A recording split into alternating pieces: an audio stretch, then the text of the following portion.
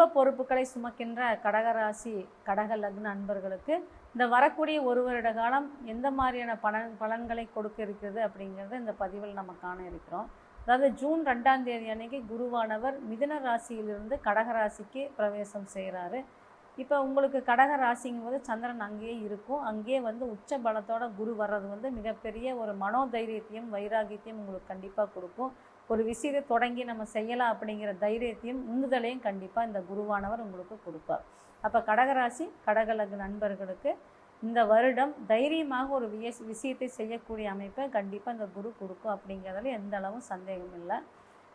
கடகராசி கடகலக்ன நண்பர்களுக்கு 6 மற்றும் 9ஆம் பாவ அதிபதியாக குரு இருந்து லக்னத்திலேயே உச்சபலத்தோடு இருக்கிறது தங்களுக்கு ஆன்மீகம் சார்ந்த விஷயங்களில் அனுகூலத்தையும், அரசு சம்மந்தப்பட்ட வேலைகளில் உங்களுக்கு அனுகூலத்தையும், ப்ரொமோஷனோ இல்லை அதில் புதுசாக நீங்கள் வேலைக்கு ட்ரை பண்ணிகிட்டு இருக்கிறீங்க அப்படின்னா அதுவும் கிடைக்கக்கூடிய அமைப்பை கொடுக்கும். ஏன்னா மீன ராசியில் ஏற்கனவே சனியானவர் உங்களுக்கு 9ஆம் பாவகத்தில் வலிமையாக இருந்து இப்போ நடைபெற்று கொண்டு இருக்கிறது. அப்போ அந்த 9ஆம் பாவ சனியை இந்த குரு பார்வை செய்யக்கூடிய இந்த காலகட்டம் அரசு சார்ந்த விஷயங்கள் நீங்கள் ஒரு பரீட்சை எழுதிட்டு இருக்கிறீங்கன்னா அது கண்டிப்பாக சக்ஸஸ் ஆகக்கூடிய நிலையை கொடுக்கும்.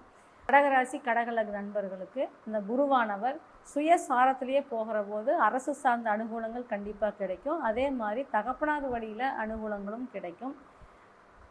பூச நட்சத்திரம், அதாவது 7 மற்றும் 8ஆம் பாவ அதிபதியான சனியினுடைய நட்சத்திரமான பூசத்தில் அந்த குருவானவர் செல்லும் பொழுது திருமணம் சார்ந்த விஷயங்கள் கண்டிப்பாக கைகூடி வரும்.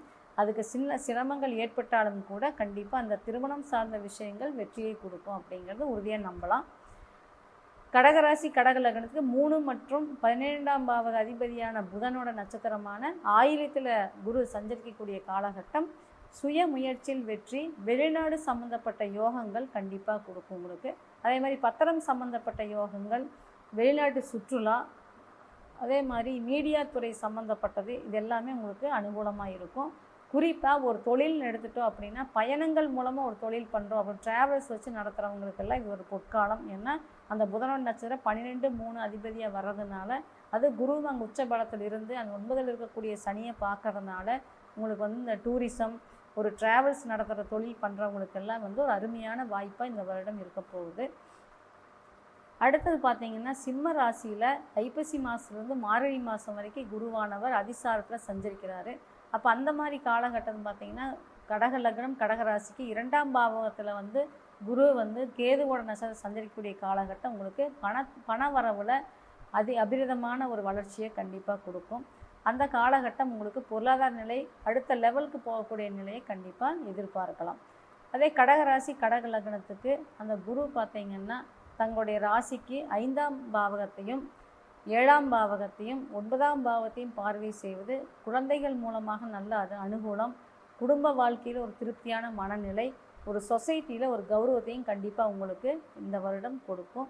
ஜென்ம குருவாக இருக்கிறதுனால ஏதோ ஒரு பொருளை வச்சிங்கன்னா மறந்துடுவீங்க. கொஞ்சம் எந்த பொருள் எங்கே வச்சாலும் அந்த இடத்துல வச்சு பழகிக்கிறது மிகச்சிறப்பான அமைப்பு. அதனால் இந்த ஜென்ம குரு அப்படின்னு நீங்கள் பயந்துக்க வேண்டியதில்லை. அது இந்த இருக்கக்கூடிய காலகட்டத்தில் அது நல்ல சனி தொடர்பையும் உங்கள் 5ஆம் பாவ தொடர்பையும் 7ஆம் பாவ தொடர்பையும் பண்ணுறதுனால உங்கள் வாழ்க்கையில் ஒரு மிகச்சிறந்த எதிர்காலத்தை அமைத்து கொடுக்கும் அப்படிங்கிறதுல எந்த அளவும் சந்தேகம் இல்லை. அப்போ அந்த கடகராசி கடகலக்ன நண்பர்கள் இந்த வருடம் ஒரு மிகச்சிறந்த யோக பலன்களை அனுபவிக்க போகிறீங்க.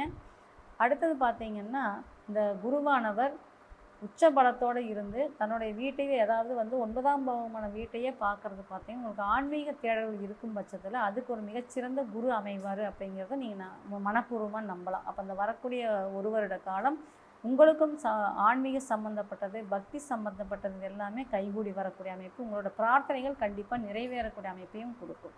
அதே போல் 5ஆம் பாவத்தை பார்வை செய்வதன் மூலமாக உங்களுக்கு பூர்வீக சொத்து பத்துக்கள் இல்லை பூர்வீகத்தில் இருக்கிறீங்க அப்படின்னா அங்கே ஒரு நல்ல கௌரவமான நிலை உயரக்கூடிய அமைப்பையும் அந்த குருவானவர் உங்களுக்கு அமைச்சு தருவார் அப்படிங்கிறதுல நீங்கள் நம்பிக்கையாக இருக்கலாம். ஆக இந்த கடக லக்னம் கடகராசி அன்பர்களுக்கு இந்த வரக்கூடிய ஒரு வருட காலம் இந்த குருவானவர் அருமையான வாய்ப்புகளையும் வளங்களையும் அளிப்பார்கள் என்று சொல்லி நன்றி, வாழ்த்துக்கள்.